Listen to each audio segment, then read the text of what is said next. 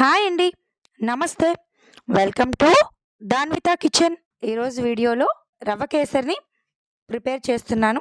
జనరల్‌గా రవ్వ కేసరి అంటే మనం పంచదారతోనే ప్రిపేర్ చేస్తాం. నేను కొంచెం హెల్తీగా ప్రిపేర్ చేయడం కోసం బెల్లం వేసి ప్రిపేర్ చేస్తున్నాను. త్వరలో వినాయక చవితి వస్తుంది కాబట్టి ఇలా బెల్లం రవ్వ కేసరిని ప్రిపేర్ చేసి దేవుడికి నైవేద్యంగా పెట్టొచ్చు. చాలా తక్కువ టైంలో ఈజీగా ప్రిపేర్ చేసుకోవచ్చు.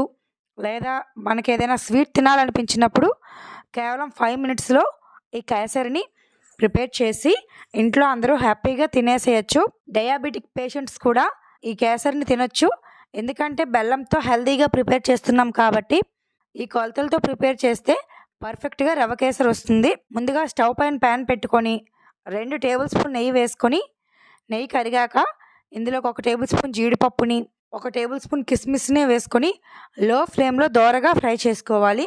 ఇలా ఫ్రై చేసుకున్న డ్రై ఫ్రూట్స్ని సపరేట్ ప్లేట్లోకి వేసుకొని మరలా అదే ప్యాన్లో 1 కప్పు సుజీ రవ్వ అంటే ఉప్మా రవ్వను వేసుకొని రవ్వ మంచి కలర్ వచ్చి చక్కగా వేగినంత వరకు లో ఫ్లేమ్లోనే ఫ్రై చేసుకోవాలి.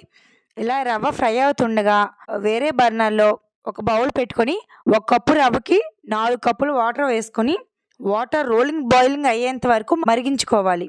వాటర్ బాగా మరిగాక స్టవ్ ఆఫ్ చేసేయండి. తర్వాత రవ్వ కూడా ఇలా చక్కగా వేగాక రవ్వలోకి ఈ హాట్ వాటర్ని వేసుకొని గరిటెతో బాగా మిక్స్ చేసుకోవాలి. రవ్వ చక్కగా ఉడికించుకోవాలి. వాటర్ అంతా ఎగిరి రవ్వ సాఫ్ట్గా ఉడికాక ఇందులోకి 1 కప్పు రవ్వకి 1.5 కప్పు బెల్లం పొడిని వేసుకుంటున్నాను. ఇలా వేసుకుంటే స్వీట్ పర్ఫెక్ట్గా సరిపోతుంది. ఇంకొంచెం స్వీటు ఎక్కువ ఇష్టపడేవారు ఒక 1 or 2 టేబుల్ స్పూన్ బెల్లం పొడిని ఎక్స్ట్రా వేసుకోండి. బెల్లం పౌడర్ వేసాక గరిటెతో బాగా మిక్స్ చేసుకొని ఈ వేడికే రవ్వ బెల్లంను బాగా పీల్చుకుంటుంది. బెల్లం కరిగేంత వరకు మంటను లో ఫ్లేమ్లో ఉంచి గరిటెతో తిప్పుతూ ఉండాలి. నేను బెల్లం పౌడర్ వేసాను కాబట్టి రవ్వలో బెల్లం త్వరగా కలిసిపోతుంది.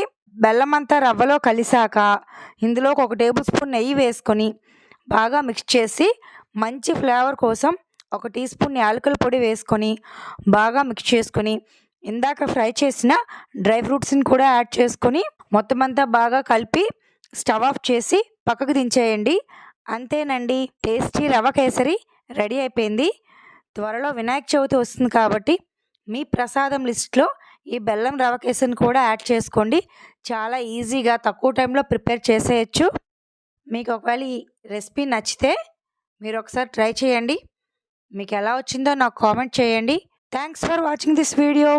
ప్లీజ్ లైక్ చేయండి, షేర్ చేయండి. Subscribe my channel Danvitha kitchen తెలుగింటి రుచులు.